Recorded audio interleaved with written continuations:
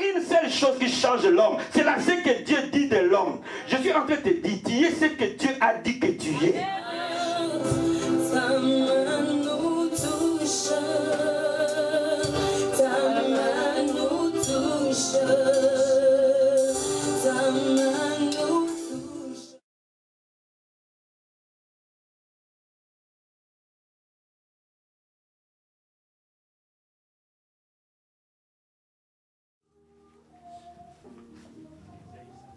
Ésaïe 53.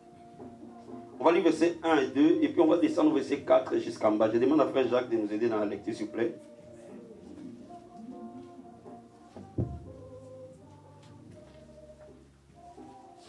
Nous lisons la parole de Dieu. Ésaïe 53, nous lisons le premier et le deuxième verset et nous lirons du 4e au 7e verset. C'est ça, papa? Amen. Qui a cru à ce qui nous était annoncé? Qui a reconnu le bras de l'Éternel? Il s'est élevé devant lui comme une faible plante, comme un rejeton qui sort d'une terre desséchée. Il n'avait ni beauté, ni éclat pour attirer nos regards, et son aspect n'avait rien pour nous plaire. Verset 4, s'il te plaît. Cependant, ce sont nos souffrances qu'il a portées. Amen.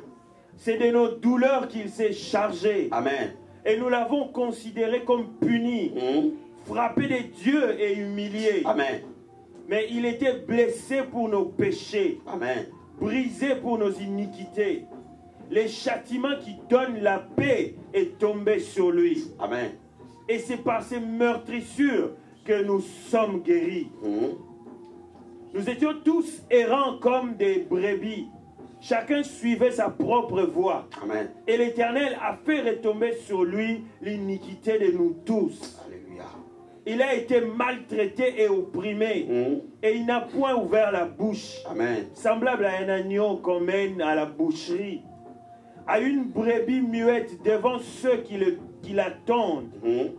Il n'a point ouvert la bouche. Verset 10, s'il te plaît. Il a plu à l'Éternel de le briser par la souffrance. Amen. Après avoir livré sa vie en sacrifice pour le péché, il verra une postérité et prolongera ses jours. Et l'œuvre de l'Éternel prospérera entre ses mains. Est-ce qu'on peut acclamer la parole du Seigneur? Amen. Amen. Veuillez vous asseoir. Père, merci. C'est une opportunité, Jésus. C'est une grâce que tu nous donnes de parler de toi. Seigneur, je vais parler en ton nom. Je vais parler de toi à ce peuple. Père, ma prière est que cette parole ne retourne pas sans avoir accompli ses desseins. Ma prière est que, Seigneur Jésus, tu visites particulièrement des personnes ici présentes. Et que cette parole soit esprit et vie. Ma prière est que tu confirmes cette parole par des signes, des produits et des changements particuliers. Ma prière est que toute personne qui est venue en ces lieux, fatiguée, chargée, sortira restaurée. Au nom de Jésus-Christ. Amen. Bien aimé, la Bible nous parle, le prophète Ésaïe prophétise sur l'arrivée du Messie. Prophétise sur l'œuvre de la croix, sur l'œuvre de la rédemption que le Seigneur était venu faire à la croix de Golgotha. Alléluia. Et quand on regarde la prophétie d'Ésaïe, on voit plusieurs points qui se retrouvent dans les sacrifices de la croix. Généralement, les gens parlent de la croix sans réaliser dans les détails ce qui réellement a été fait. Nous savons tous que le Seigneur Jésus a versé son sang pour nous. Nous savons tous qu'il nous a rachetés du péché. Mais je vais te dire quelque chose. À la croix, le Seigneur a fait plusieurs autres choses que nous sommes parfois ignorants de ce qu'il a fait. Amen. La Bible nous dit que Jésus-Christ à la croix, là, le prophète Ésaïe prophétise sur l'arrivée du Messie. Ce qu'il fera à la croix, sans que ça soit arrivé. La Bible nous dit qu'à la croix, il allait porter nos souffrances et nos douleurs. Cela veut dire que quand l'homme a péché, il a donné accès au diable pour que l'homme vive dans la souffrance et dans la douleur et dans l'agonie. Mais le Messie, quand il viendrait, la première des choses qu'il allait faire, c'est de porter sur lui nos souffrances, de porter sur lui nos douleurs. Bien, mais est-ce qu'une âme est chagrinée? Est-ce qu'un cœur est abattu? J'ai une nouvelle à t'annoncer, que le Messie est mort à la croix, pas seulement pour te racheter du péché, mais pour porter par son propre corps tout ce que tu as comme douleur, tout ce que tu as comme souffrance. Dis-moi amen. Dis-moi amen. La Bible dit qu'il devait se charger de nos douleurs. Il devait se charger de nos souffrances. Jésus-Christ est venu faire une substitution, c'est-à-dire un remplacement. Quand Jésus-Christ est venu, il a payé le prix d'une rançon. Quand on paye une rançon, cela veut dire on donne la contrepartie pour la liberté. Donc je suis en train de te dire qu'un prix a été payé. Et ce qui a été payé, c'est pour tes souffrances, c'est pour tes chagrins. Quelque chose a été payé pour tes péchés. Deuxièmement, à la croix, le Messie devait payer le prix pour les péchés de l'humanité. Et vous savez, le péché a des conséquences dans tous les domaines de notre vie. Parce que l'homme a péché, il a été privé de la présence de Dieu. Il ne pouvait plus avoir accès librement à cette présence. Et parce qu'il n'avait plus accès librement à cette présence, l'homme a commencé à vivre une nature inférieure à ce à quoi Dieu l'a destiné. Donc bien aimé, le fait que nous nous sommes séparés de Dieu, nous ne pouvons plus vivre une vie à laquelle Dieu nous a destinés. Et Jésus-Christ, par la mort à la croix, il a payé le prix pour tes péchés. Les péchés même avant que tu viennes sur la terre.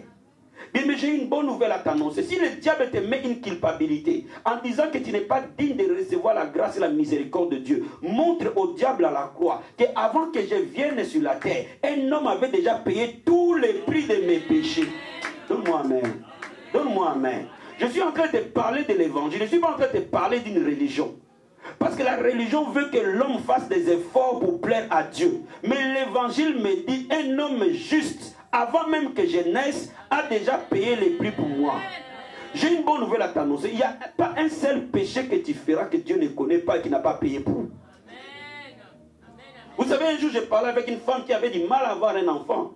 Et un jour, elle me dit, pasteur, je pense que Dieu m'a puni parce que j'ai fait beaucoup d'avortements. La Bible dit, vous connaîtrez la vérité vous affranchira. Alléluia. Bien-aimé, Jésus-Christ est mort pour tous les avortements que tu as fait. Dès l'instant où tu reconnais qu'il est Seigneur de ta vie, tout ce qui a été fait dans le passé est effacé. Dis-moi amen. Dis-moi amen. Dis-moi amen. Jésus-Christ est mort pour notre paix. La Bible nous dit, il était blessé pour nos péchés. Brisé pour nos iniquités, le châtiment qui donne la paix est tombé sur lui. Bien aimé, beaucoup de chrétiens vivent une vie timorée, une vie d'angoisse, une vie de stress continuel, une vie de manque de paix. Bien aimé, si tu es rentré dans ce lieu sans la paix, j'ai une bonne nouvelle à t'annoncer. Jésus-Christ est appelé le prince de paix. Et par sa mort et sa résurrection, il était mort pour que toi tu aies la paix. Pas la paix comme monnaie. Pas la paix à cause d'une nouvelle. Pas la paix à cause d'une promotion. Je suis en train de te dire, Dieu va te surprendre après ce culte de la paix que tu auras. La paix de quelqu'un va déborder. Je suis en train de te dire, tu auras la paix en pleine bataille. Toi-même tu te regardes et dis, Seigneur, normalement je ne peux pas avoir la paix. Comment j'ai la paix? Je suis en train de te dire, regarde à la croix. Parce qu'à la croix, le prix de la paix a été payé. Dis-moi amen. Dis-moi amen. Je suis en train de te dire, il y a des gens s'il y a des gens sur la terre qui doivent être des gens les plus joyeux, doivent être des chrétiens.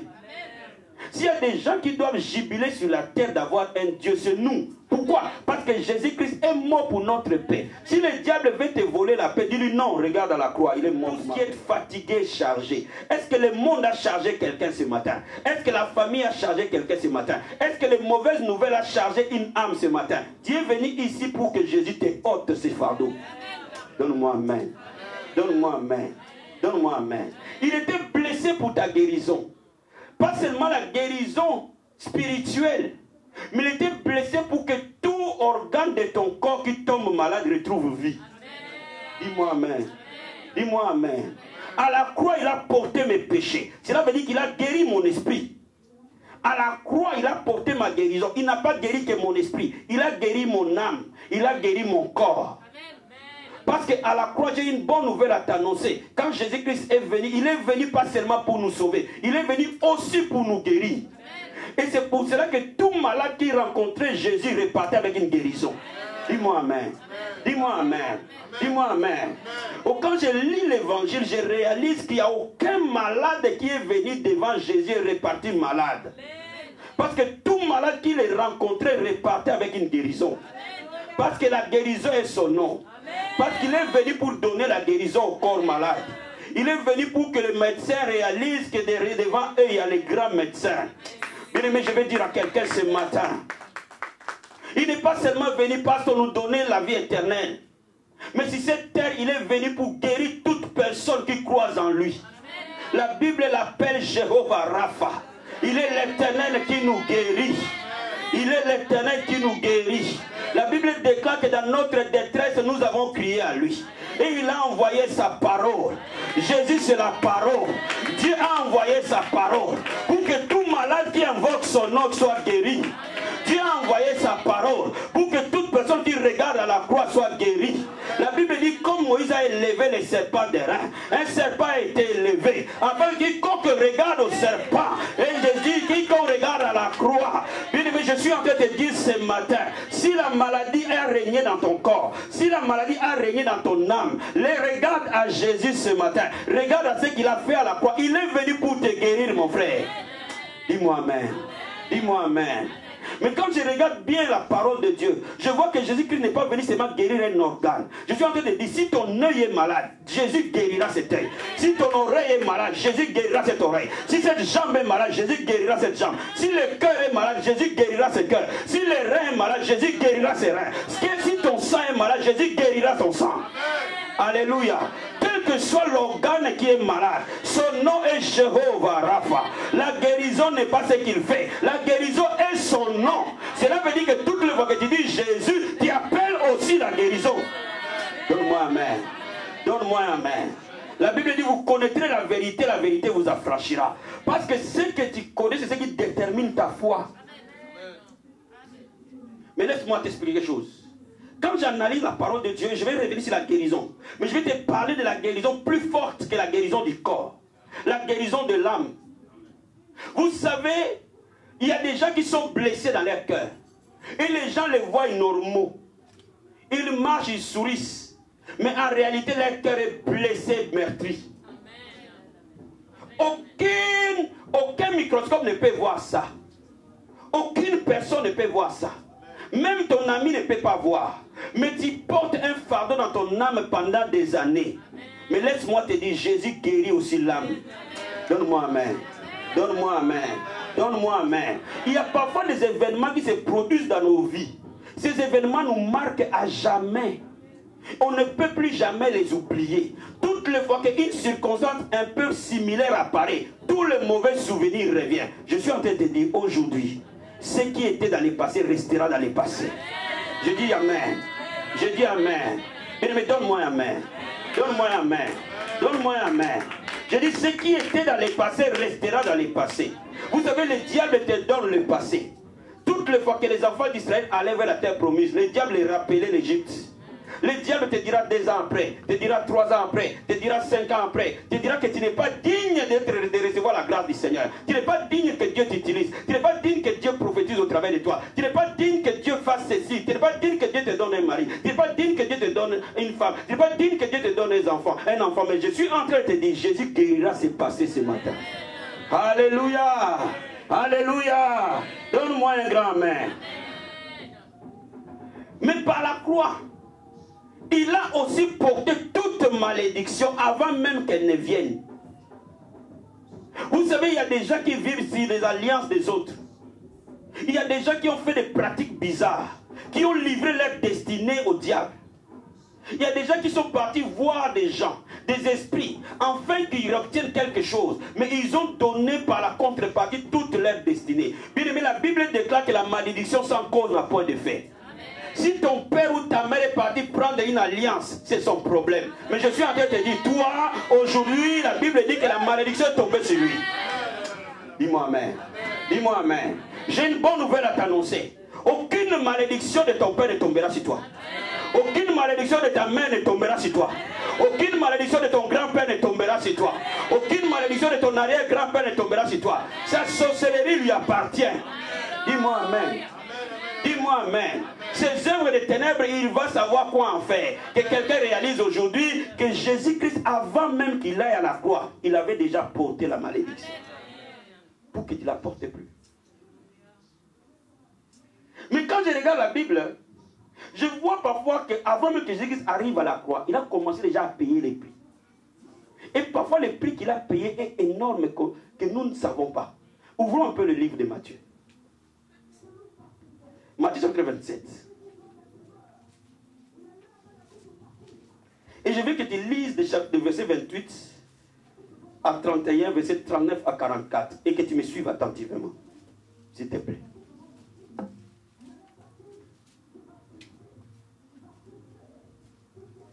Nous lisons la parole de Dieu. Matthieu 27, 28 à 31.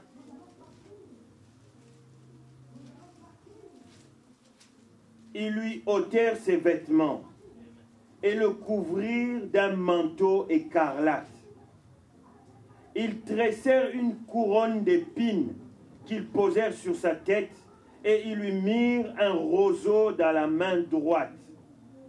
Puis, s'agenouillant devant lui, ils le raillaient en disant « Salut, roi des Juifs !» Et ils crachaient contre lui, prenaient le roseau et frappaient sur sa tête. Après s'être ainsi moqués de lui, ils lui ôtèrent le manteau, lui remirent ses vêtements et l'emmenèrent pour le crucifier. Amen. Prends encore verset 39, s'il te plaît. Les passants l'injuriaient et secouaient la tête en disant « Toi qui détruis les temples et qui les rebâtis en 3 jours, sauve-toi toi-même si tu es le Fils de Dieu, descends de la croix. » Va jusqu'à 44, s'il te plaît. 41 jusqu'à 44. Les principaux sacrificateurs avec les scribes et les anciens se moquaient aussi de lui et disaient « Il a sauvé les autres et il ne peut se sauver lui-même. S'il est roi d'Israël, qu'il descende de la croix et nous croirons en lui. » Il s'est confié en Dieu, que Dieu le délivre maintenant s'il l'aime, car il a dit « Je suis fils de Dieu ».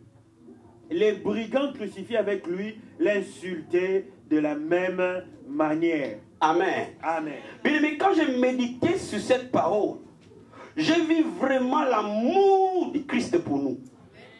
J'ai vu vraiment qu'il nous a aimés, frère. Tu ne peux pas, Jésus t'aime au-delà de toi-même. Tu ne t'aimes pas assez, mon ami. Jésus t'aime au-delà de tout ce qui est mot amour. Parce que ce qu'il a accepté de subir pour toi, c'est parce qu'il a aimé qu'il a accepté de subir. Laisse-moi te dire quelque chose. Si Jésus ne voulait pas aller à cette croix, il n'allait pas y aller. Dis-moi amen. Dis-moi amen. Mais avant même qu'il aille à la croix, la Bible nous dit que les soldats l'ont dépouillé. Donc, il s'est laissé dépouiller. Ils l'ont laissé nu. Pour que toi, tu sois honoré. Oh my God, quelqu'un peut me dire amen. Quelqu'un peut me dire amen. Il s'est laissé dépouiller des vêtements. Et ils lui ont fait porter un vêtement de honte. Ils lui ont mis une couronne d'épines sur la tête. Ils crachaient sur lui. Ils l'insultaient. Ils le frappaient sur la tête avec des épines déjà. Quelqu'un peut me dire amen. Quelqu'un peut me dire amen. Quelqu'un peut me dire amen. Et il a accepté comme une brebis qu'on amène à la boucherie, ça dirait mot. Il a accepté d'être maltraité, d'être humilié par la créature que lui-même a créée. La Bible dit tout a été créé par lui et pour lui. Cela veut dire que Jésus-Christ a accepté. C'est comme un enfant que tu as mis au monde. Il te fait ça, c'est encore 2 fois plus difficile. Mais il l'a accepté parce qu'il poursuivait un but. Il voulait simplement racheter quelqu'un. Il voulait nécessairement sauver une vie. Il voulait simplement honorer quelqu'un. Il a accepté d'être déshonoré pour que toi tu ne sois plus déshonoré, frère. Il a accepté d'être maltraité pour que toi tu ne sois plus maltraité, mon ami. Partout où il passait, les gens l'insultaient, les criaient dessus. Il s'est moqué de lui, en commençant par des soldats. Ils se sont moqués de lui. Les passants, même quand il les regardait, ils l'insultaient. Les mêmes personnes qu'il a guéries tout au long de Jérusalem, et ces jours-là étaient tournés contre lui. Pourquoi? Parce qu'il devait racheter l'humanité. Donne-moi un amen. Donne-moi un amen. Donne-moi un amen. Bien aimé, il y a eu des gens qui ont donné leur vie. Mais cette vie-là qui a été donnée, elle est différente. Et bien aimé, je suis en train de te dire, si tu me suis attentivement aujourd'hui, le diable ne peut que te lâcher. Donne-moi un amen. Bien aimé, nous voyons la croix, mais nous ne voyons pas avant la croix. C'est-à-dire qu'avant la croix, il a déjà commencé à saigner. Son sang commençait déjà à se vider. Et au-dessus de sang qui s'est vidé, pour preuve unitaire, il n'avait pas assez de force pour porter la croix. Parce que son sang s'est vidé. Commençait déjà à se vider depuis chez Pilate. Bien aimé, je suis en train de te dire, quand il était chez Pilate, son sang s'est vidé déjà.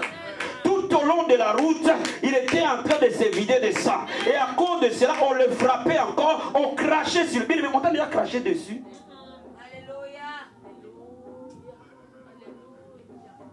La Bible dit même pas une personne, les soldats. La Bible appelle ça une cohorte. Les gens venaient cracher sur lui. Il avait le pouvoir d'appeler 12 légions d'anges à l'instant de tuer. Mais il ne pouvait pas les faire parce qu'il dit, Seigneur, j'ai une mission à accomplir. Mais cette mission est noble, mon ami. Cette mission est noble, frère. Mais si tu ne sais pas ce que Jésus a fait pour toi à la croix, mon ami, tu es un chrétien minable. Dis-moi amen. Dis-moi amen. Dis-moi amen. Bien aimé, il n'y a aucune prière qui est aussi puissante que la croix. Il n'y a aucune parole que l'homme peut dire plus que la croix.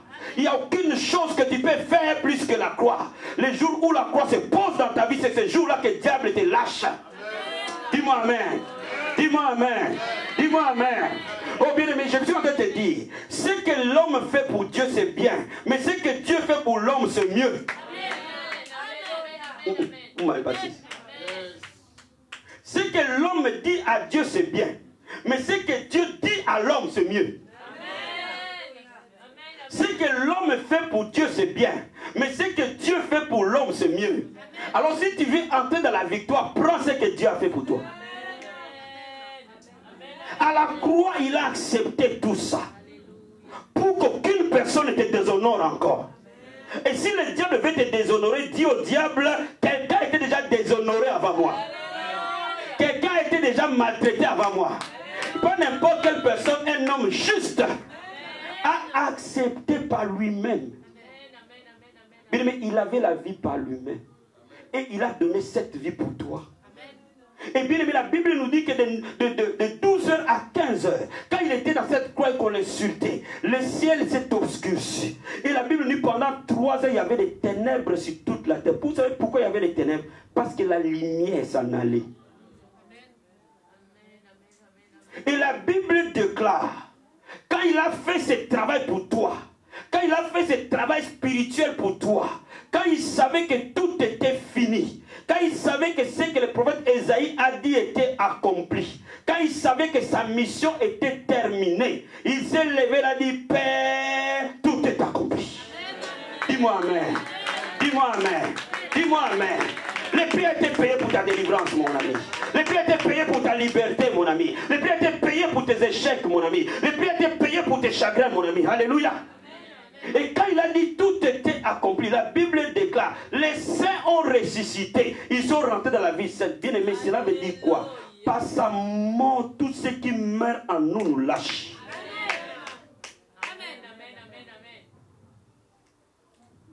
Par sa mort, tout ce qui meurt en nous nous lâche. Par sa mort, tout ce qui mourait en nous reprend vie. Donc bien aimé, je suis en train de te dire aujourd'hui en positionnant la croix. Je suis en train de te dire l'évangile c'est la croix. La Bible c'est la croix. Bien aimé, de Genèse à Apocalypse, ça ne parle que de la croix. Tout ce que nous parlons à l'église c'est la croix. Bien aimé, je suis en train de te dire aujourd'hui repositionne Jésus dans sa place. Si tu l'avais fait descendre du trône, remets-le sur le trône de ta vie. Si tu as compté sur ton père, ta mère, tes capacités, bien aimé, sors-le de là. Regarde à Jésus aujourd'hui. Vous savez, vous pouvez compter plus au médecin qu'à Dieu. Vous pouvez compter plus à un homme qu'à Dieu. Vous pouvez plus compter sur votre travail qu'à Dieu. Vous pouvez plus compter sur votre diplôme qu'à Dieu. Vous pouvez plus compter sur votre savoir qu'à Dieu. Mais laisse-moi te dire, aujourd'hui, la croix se remet en sa place. Dis-moi amen, amen, amen, amen. Mais la croix produit un certain nombre d'avantages. Ces avantages appartiennent à toute personne qui croit au Fils de Dieu.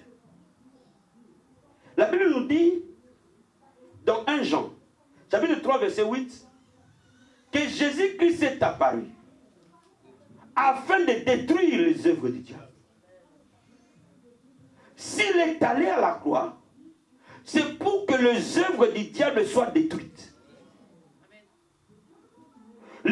Parmi les œuvres du diable, c'est les péchés et toutes ses conséquences.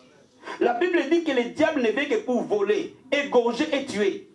Cela veut dire que si le diable a voulu détruire quelque chose, Jésus-Christ est venu suppléer à cela. Il est venu pour détruire les œuvres du diable. Et le prix qu'il a payé est un prix parfait. Donc cela veut dire quoi? Cela veut dire 1 Jean chapitre 3 verset 8. Relisons ça s'il vous plaît. Relisons ça calmement. Et parce que je vais t'amener quelque part pour que tu comprennes. 1 Jean chapitre 3 verset 8. Vas-y Père fidèle. Vas-y. Je lis au nom du Seigneur. Celui qui pratique les péchés est du diable. Car le diable pêche dès le commencement. Le Fils de Dieu a apparu afin de détruire les œuvres du diable. Amen. Jésus est venu pour une mission. Une seule mission. Détruire les œuvres du diable. Et j'ai une nouvelle à t'annoncer. Tout ce qui t'a détruit, ce ne sont que des œuvres du diable. Tu me comprends?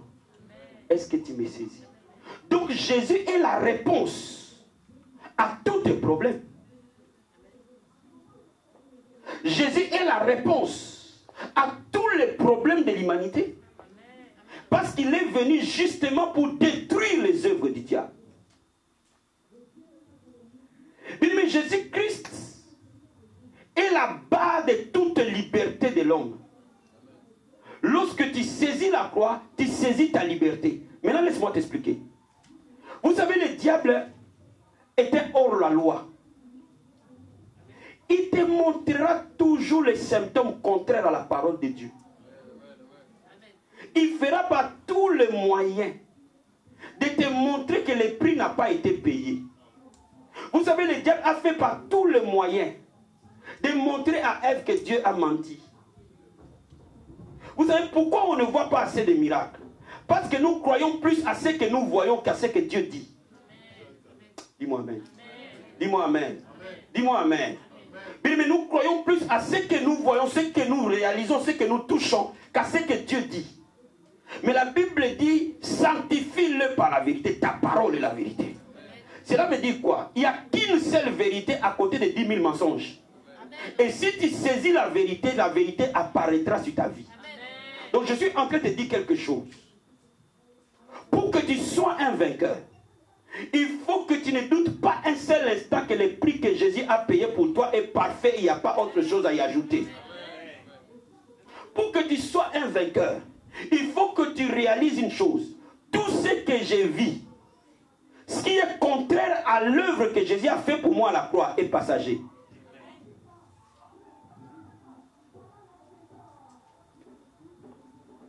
Tout ce que tu peux vivre, qui n'est pas en harmonie avec le Seigneur, ce qu'il a fait pour toi. Sache-le, l'origine c'est le diable. De 2, c'est passager. Donc de 3, nous pouvons nous tenir dans la foi et renverser cela au nom de Jésus-Christ.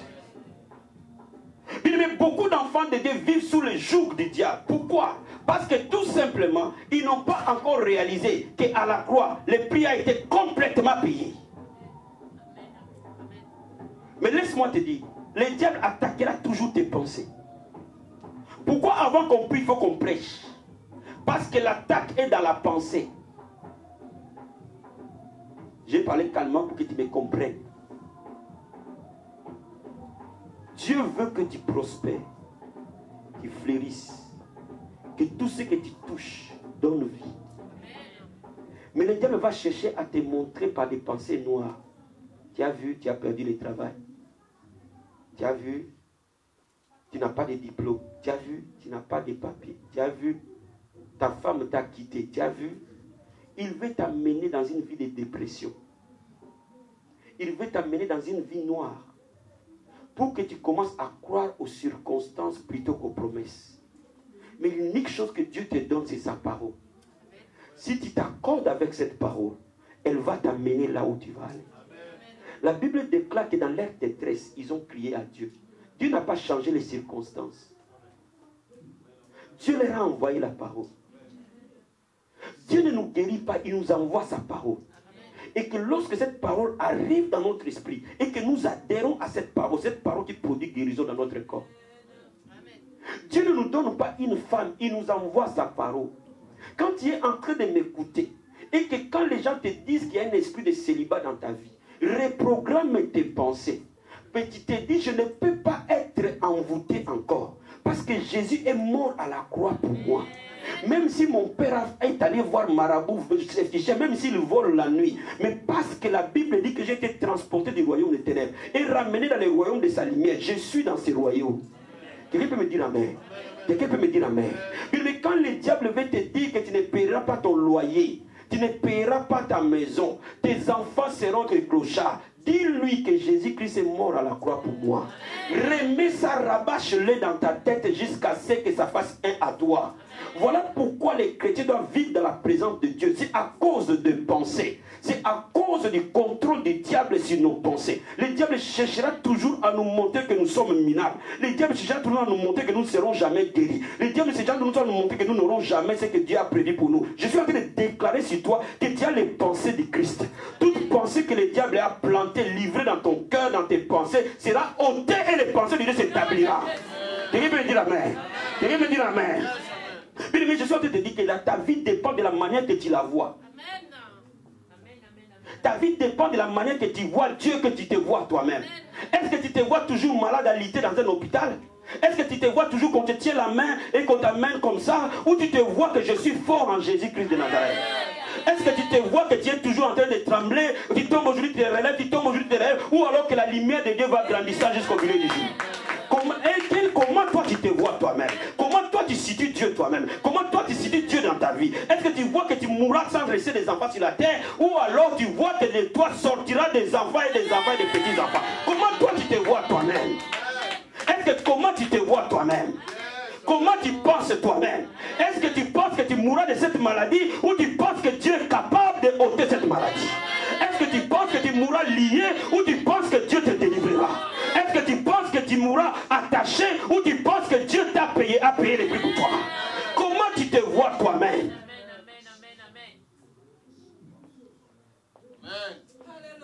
Quelqu'un peut me dire amen? Quelqu'un peut me dire amen? La Bible nous dit que nous devons être renouvelés par nos pensées. Nos pensées doivent être renouvelées, afin que nous puissions être métamorphosés pour entrer dans les plans de Dieu. Bien, mais je suis en train de te dire, tu peux être à l'église. Ça, être à l'église de Dieu, c'est la volonté de Dieu. C'est sa parole. Dis-moi amen. Dis-moi amen. Dis-moi amen. Dis-moi amen. Bien, mais quand la maladie te terrasse, bien, mais lève-toi, renouvelle tes pensées. Arrabache-le. La Bible déclare que par ce maître, si j'ai été guéri, dis-le 15 000 fois par minute. Quelqu'un peut dire amen? Vous savez ce que vous dites.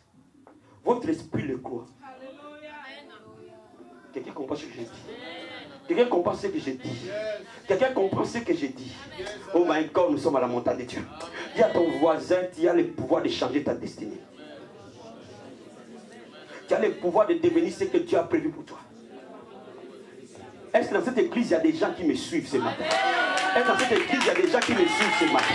Est-ce qu'il y a des gens qui me comprennent ce matin? Mais aujourd'hui, il y a des révélations du royaume qui sont en train de sortir. Il y a des choses qui rendent les gens vainqueurs. Mais je suis en train de te dire, les circonstances ne peuvent pas contrôler ta destinée. Et en toi, celui qui est en toi est plus grand que celui qui est dans les morts. Mais tu dois savoir comment on bouge Dieu qui habite en nous. La Bible dit, si celui qui a resté Christ d'entre les morts habite en nous, le même esprit qui a resté Christ d'entre les morts résistera nos corps mortels. Si l'esprit de celui qui a résisté Christ d'entre les morts habite en toi, est-ce que tu as reçu le Saint-Esprit? Est-ce que tu es enfant de Dieu? Et Jésus, la Bible dit, si l'esprit qui a résisté Christ d'entre les morts, Jésus, l'esprit qui a ramené Jésus à la vie, si cet esprit habite en toi, moi je sais qu'il habite en toi. Parce que si tu n'habitais pas en toi, tu ne savais pas être ici. La Bible dit, si le même esprit habite en toi, il ramènera à la vie notre corps mortel. Oh my God. Si le même esprit habite en toi, le même esprit ramènera à la vie.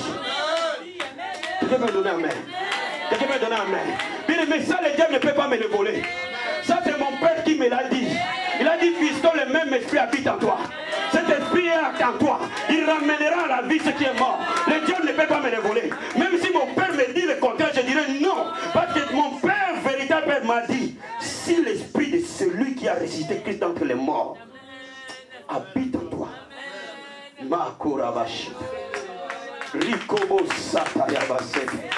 Si l'esprit de celui qui a résisté Christ d'entre les morts habite en toi, le même esprit qui a donné la vie à un corps mort pendant 3 jours, le même esprit ramènera à la vie mon mariage qui meurt, ramènera à l'église mon église qui meurt, ramènera à la vie mon corps qui meurt, ramènera à la vie mes finances qui meurent, ramènera à la vie tout ce qui meurt en moi. C'est la parole de Dieu.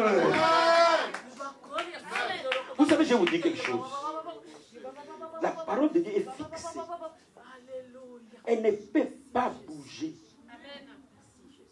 Vous savez, le problème de l'église aujourd'hui, nous n'avons pas la qualité de la parole qu'il faut. Nous ne sommes pas suffisamment bien enseignés. Nous prétendons connaître Dieu en ignorant sa parole. Mais la parole te donne des droits. Vous savez, c'est comme un pays où on établit une constitution. Vous savez, nous sommes des citoyens célestes. Et dans notre pays, il y a une constitution qui nous régit. Cela veut dire qu'il y a des lois qui nous gouvernent. Et ces lois-là nous disent ce que Dieu a fait pour nous. Ces lois-là nous disent ce que nous sommes exactement en lui. Il n'y a pas à demander Dieu de ça. Il n'a qu'à le prendre, à adhérer à cela. Quelqu'un comprend ce que je suis en train de dire? Maintenant, laisse-moi te dire. Si je vois quelque chose mourir, qu'est-ce que je fais? Parce que c'est le chemin de la vie. La mort me hantera. David a dit, quand je marche dans la vallée de l'ombre de la mort, cela veut dire que la mort te côtoie. Là où il y a la vie, la mort n'est pas loin. Alors lorsque tu vois quelque chose mourir, que dois-tu faire? C'est ça la question. Lorsque tu vois un décalage entre ce que tu lis dans la parole de Dieu et ce que tes yeux voient, que dois-tu faire? Lorsque tu vois que la vie de paix que Dieu t'a donnée, ce n'est pas ce que tu vis.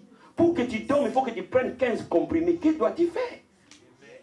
Lorsque tu vois, la Bible dit qu'il pourvoira à tous tes besoins. Si tu as besoin d'un travail, il pourvoira. Si tu as besoin d'une maison, il pourvoira. Si tu as besoin d'un enfant, il pourvoira. Si tu as besoin d'une nationalité, il pourvoira. Si tu as besoin de quelque chose dont tu as besoin, il pourvoira. À tous tes besoins. Pas selon ta richesse à toi. Parce que ta richesse à toi est limitée. Selon sa richesse à lui. Pas n'importe comment, avec gloire. My God. Oh my God. Si nous pouvons saisir la parole du Seigneur. Laisse-moi t'expliquer. Pour que tu me comprennes bien. Et que quand tu vas prier, le diable qui a voulu mettre un petit bâton, il aura tellement honte qu'il va récupérer son bâton. Avant même que tu pries. Tu me comprends? Est-ce que tu me comprends? Est-ce que tu me comprends? Le diable qui est venu mettre les bâtons sur ton chemin, il aura tellement honte que tu connais tellement la vérité. Vous savez, quand on attrape un menteur, tu sais les menteurs fouillent, hein? Tu m'as menti. Ça marche jusqu'au jour où je saurai que tu m'as menti. Les jours où je vais te faire asseoir, tu sais que tu m'as menti pendant des années. Hein? je connais maintenant la vérité. Qu'est-ce qui va se passer à la personne? Le diable t'a menti pendant des années. Il est expert en mensonges. Il est tellement fort pour monter des dossiers de mensonges. Il peut même te fabriquer tous les symptômes de la terre, même ceux qui n'existent pas. Juste pour te convaincre que tu es minable, tu ne seras pas guéri.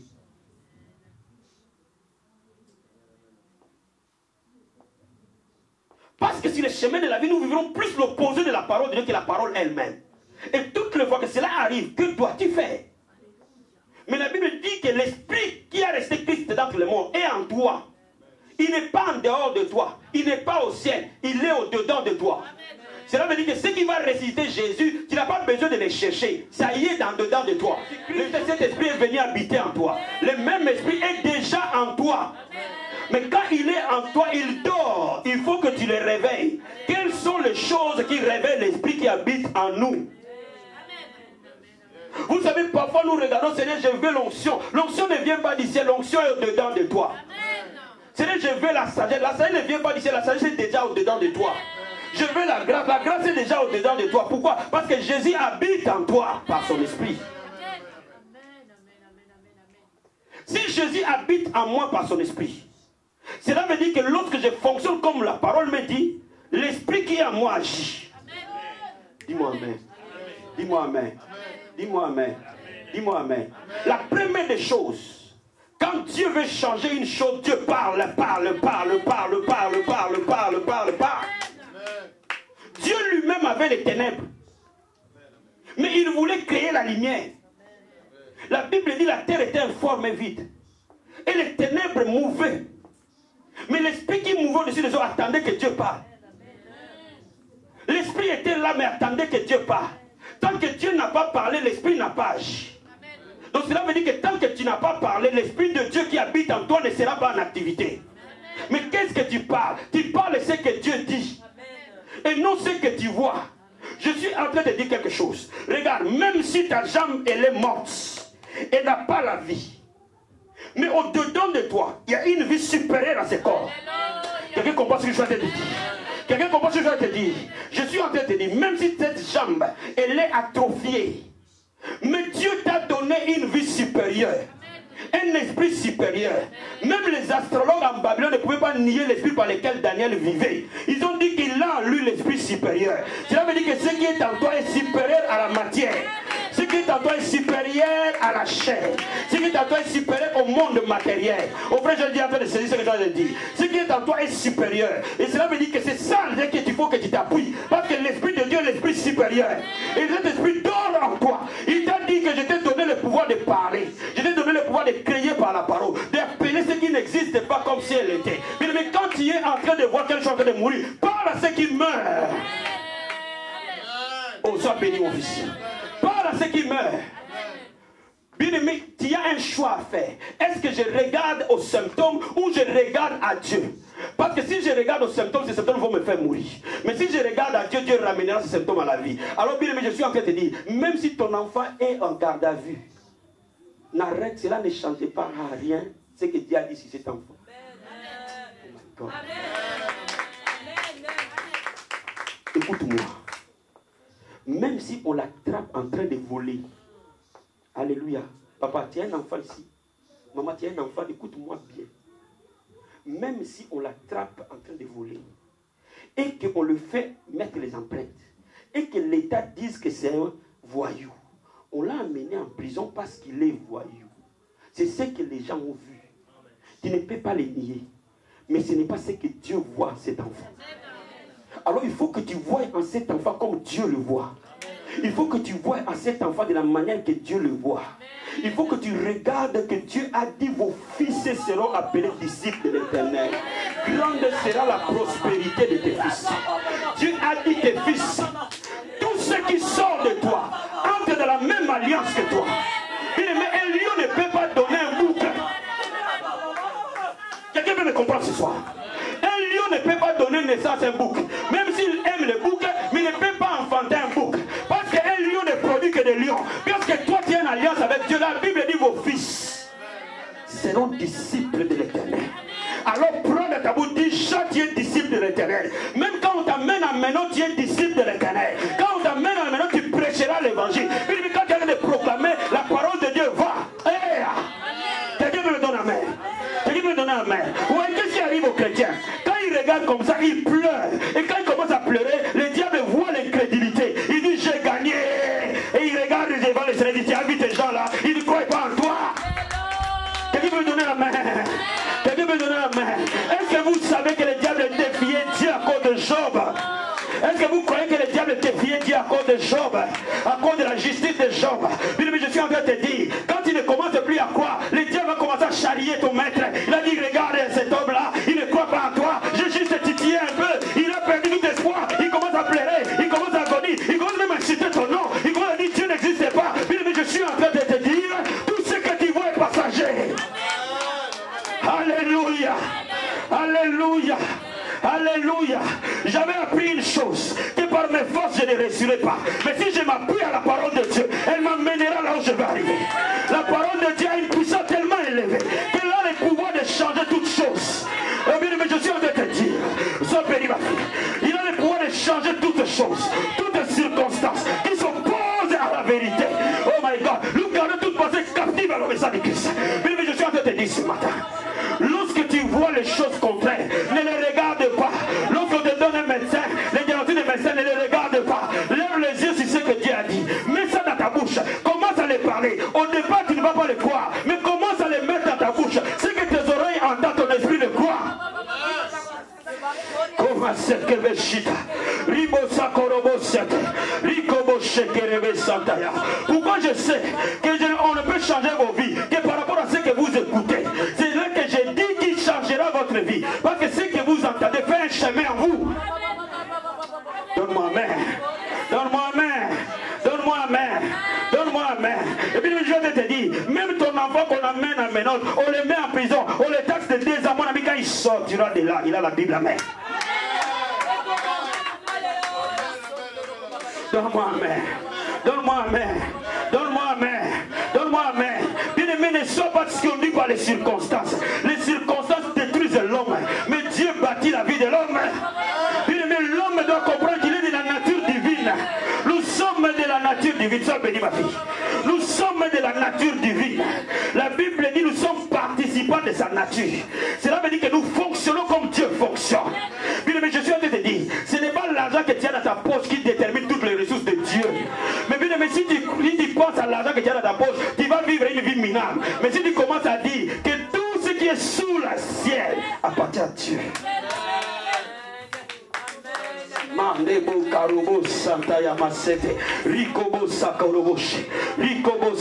Je vais te dire quelque chose.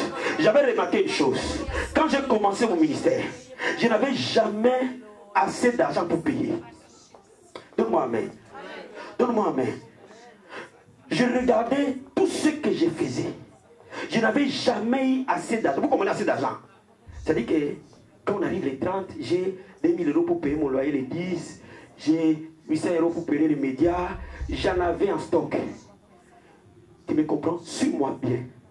Si tu me suis ce soir, c'est terminé. Le diable ne pourra plus jamais t'arrêter. La Bible dit quand il traverse la vallée de Baca, quand il traverse cette vallée, tu prendras de la force en marchant. Quand tu marcheras, c'est là où tu prendras de la force. Mais Dieu ne donne pas des choses quand tu es assis. Dieu donne les forces quand tu y es vers, tu vas vers ta destinée. Quand tu commences à aller vers ta destinée. Et c'est à ce moment-là que tu verras sa providence. La providence de Dieu ne vient pas quand on est assis en train d'attendre la provision. La provision existe. Et j'ai commencé à dire, Seigneur, la Bible déclare que tout ce qui est sous le ciel t'appartient. Tout ce qui est sous le ciel t'appartient. L'argent t'appartient. Les hommes t'appartiennent. Même ceux qui sont dans les banques t'appartiennent. Père, moi je suis en train de faire ce que tu m'as demandé de faire. C'est à toi d'agir. Alléluia. Mais j'ai remarqué toutes les fois que j'avais besoin de payer, j'ai payé. J'ai juste dit, ne mettez pas votre cœur là où l'homme peut voler. Mettez votre cœur là où aucun homme ne peut arriver.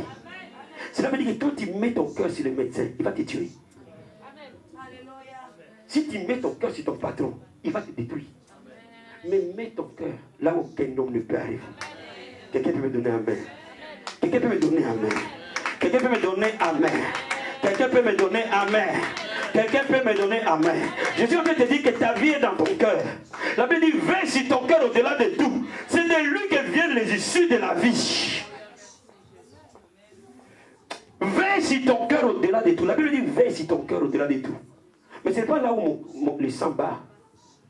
Parce qu'il dit, c'est de lui, pas de ça. C'est de lui que viennent les issues de la vie. Regarde, écoute-moi attentivement et tu vas comprendre. Dieu dit veille.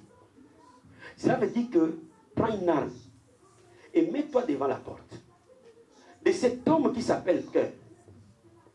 Parce qu'il n'est pas un objet. Il est un homme.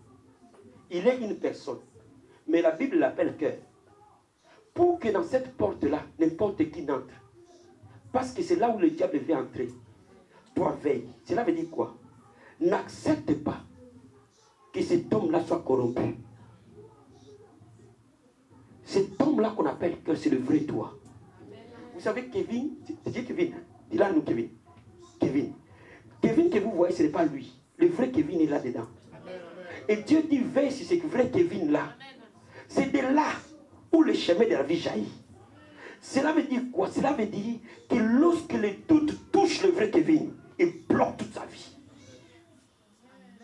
Mais Kevin, le vrai Kevin a le choix d'accepter là où il veut aller ou là où le diable le pose. Je vais te donner un exemple. Oh my God, quelquefois je vais vous expliquer ça. Comment vous pouvez comprendre ça? Quand vous rêvez par quoi? Qui a déjà rêvé quelqu'un qui est en train de parler ou de marcher, de courir? Mais tu dors, non? Mais toi, tu cours avec quelle jambe? Quelqu'un comprend ce que je veux dire? Tu dors, tu es là, tes jambes sont là. Mais tu cours avec quoi? Tu cours avec l'autre jambe qui existe. Donc même si cette jambe meurt, cela ne veut pas dire que l'autre est mort. My God, my God, my God. Quelqu'un comprend ce que j'ai dit? Quelqu'un comprend ce que j'ai dit? Même si celui qui est à l'extérieur meurt, cela ne veut pas dire que celui qui est à l'intérieur est mort. Même si on t'amène en civière, même celui qui est à l'intérieur meurt, la Bible dit la chair rentre la poussière, l'esprit retourne à Dieu qui l'a créé. Donc cela veut dire qu'au-dedans de toi, il y a toujours la vie. Alors lorsque tu parles, l'esprit de Dieu qui est en toi contrôle le monde matériel. Contrôle le monde matériel. Contrôle le monde matériel. Contrôle le monde matériel. Jésus-Christ dans la tempête, vous voyez, il œuvrait dans cette autre dimension. Les disciples bougeaient, s'agitaient dans la barque. Lui, il était là calme en train de dormir. Pourquoi il a dormi? Parce qu'il voulait dire, il leur dit que la tempête ne peut pas me tuer. Dis-moi amen. Je dois parler à quelqu'un, la maladie ne te tuera pas. La pauvreté ne te tuera pas. Les hommes ne te tueront pas. Les barrières de ta vie ne te tueront pas. Les obstacles ne te tueront jamais. Dis-moi amen, un grand amen. Dis-moi un vrai amen. Dis-moi un vrai amen. Puis je dois te dire, les papiers ne te tueront jamais. Puis les gens seront surpris, tu vis une vie de rêve. Et celui qui est français n'arrive pas à payer la moitié de son loyer. Oh my God. Maya kabasaya karomush. Oh ya katokobo sata. Quelqu'un peut donner amen. Quelqu'un comprend ce que je suis en train d'expliquer. Laisse-moi te dire, Dieu est un Dieu de compensation. Quand Dieu n'a pas encore donné ça, il va te donner la manne. Parce que la manne était là pour les garder pour qu'ils arrivent à la terre promise. Et quand ils sont arrivés à la terre promise, Dieu a arrêté la manne. Il a laissé qu'ils cultivent. Je suis en train de te dire, le temps que les papiers arrivent, tu regardes ta vie, tu dis où? Et vie abondante. Nous sommes un peuple destiné. Relève la tête. Relève la tête. Relève la tête. Je dis relève la tête. Je dis relève la tête. Je dis relève la tête. Je dis relève la tête, mon ami. Même quand les gens prennent tes bagages et te mettent dehors, ils n'ont rien fait. Nous sommes contrôlés par ce que Dieu a dit. Mon ami, tu comprends ce que je t'ai dit ce matin? Nous sommes contrôlés par ce que Dieu dit. Amen. Tu sais pourquoi tu déprimes? Parce que tu es contrôlé par les choses de la terre.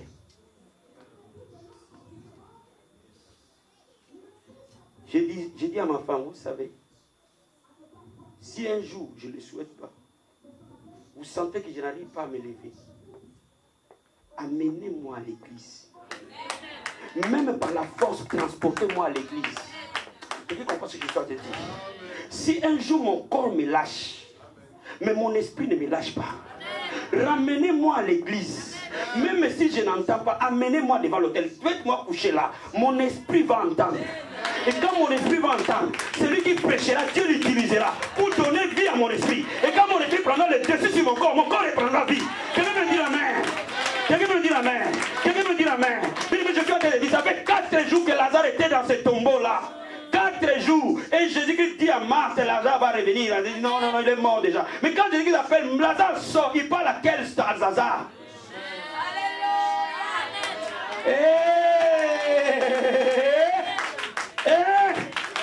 Il parle à quel Lazare? Oh, que les gens connaissent les choses du royaume. Vous allez vivre une vie de paix. Quand les diables te disent, dehors, dehors, dehors, dehors, dehors. Dehors, dehors, dehors, dehors. Mais il parle à quel Lazare? Alléluia. Alléluia. Alléluia. Laissez-moi, oh my God, laissez-moi vous expliquer. Oh Jésus. Oh Seigneur, que les chrétiens comprennent ces choses. Lazare que Marie et Marthe ont vu était enterré, décomposé. C'est-à-dire que quand Marthe a dit qu'il y avait 4 jours qui sent, et c'est vrai, ce Lazare-là est totalement fini. Mais quand Jésus appelle Lazare, il ne parle pas à ce corps que Marie et Marthe voyaient.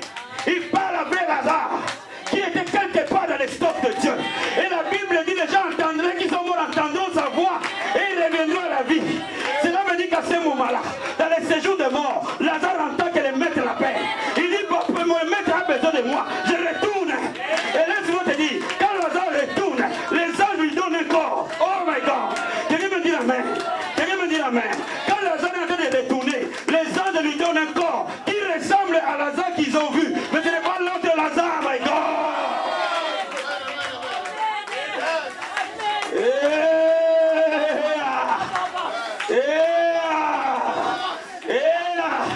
Oh Jesus, la vie à nous, Jesus. La vie à nous, la vie à nous, la vie à nous, alléluia. La vie à nous, ma fille. Là où il y a le travail, ça te localise. Ton esprit la paix. Ton esprit la paix. Ton esprit la paix. Alléluia. Alléluia. Alléluia. Alléluia. Sois béni, ma fille. Est-ce que vous me comprenez ce soir? Est-ce que vous comprenez les choses du royaume? Bien aimé, je suis en train de te dire, même quand l'enfant n'est pas là, parce que l'esprit appelle, l'enfant sera là. Tout ce qui mourrait en toi aujourd'hui va reprendre vie. Si tu crois cette parole, donne-moi un amen. Si tu crois que cette parole est pour toi, donne-moi un amen. Si tu crois que cette parole est la tienne, donne-moi un amen. Si tu crois que celui qui est en toi est au-dessus de circonstance, donne-moi un amen.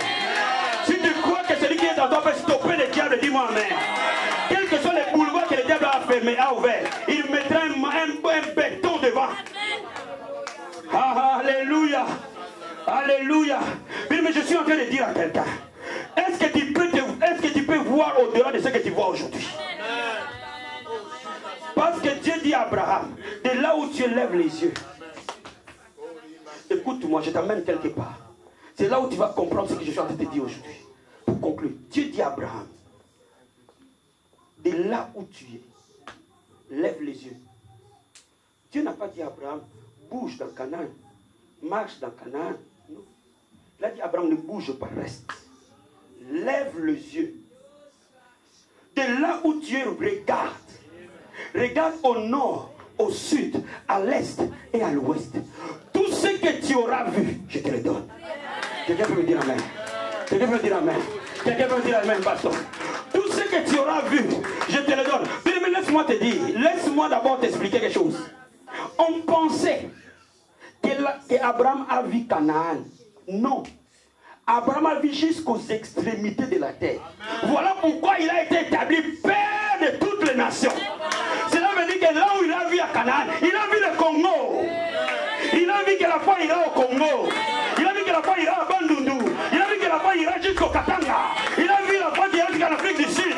Il a dit que cet évangile ira jusqu'au plus loin. C'est-à-dire que là où Abraham a vu, Dieu lui a donné. Mais ce que tu auras vu, c'est ce que Dieu t'aura donné. Quelqu'un a vu quelque chose ce matin. Quelqu'un a vu quelque chose ce matin. Quelqu'un a vu quelque chose ce matin. Qu'est-ce que tu vois ce matin? Qu'est-ce que tu vois dans ton esprit? Qu'est-ce que tu vois au fond de toi? Qu'est-ce que tu vois? Lève-nous tous ensemble. Alléluia. Oh, l'onction du Seigneur est dans l'air. Bien, lève-nous cet esprit. Alléluia. Oh yes, oh yes, oh yes, oh yes, oh yes. Rima Sokoroboshe. Ma vie, c'est que tu auras vu, c'est ce que Dieu te donne. Jesus.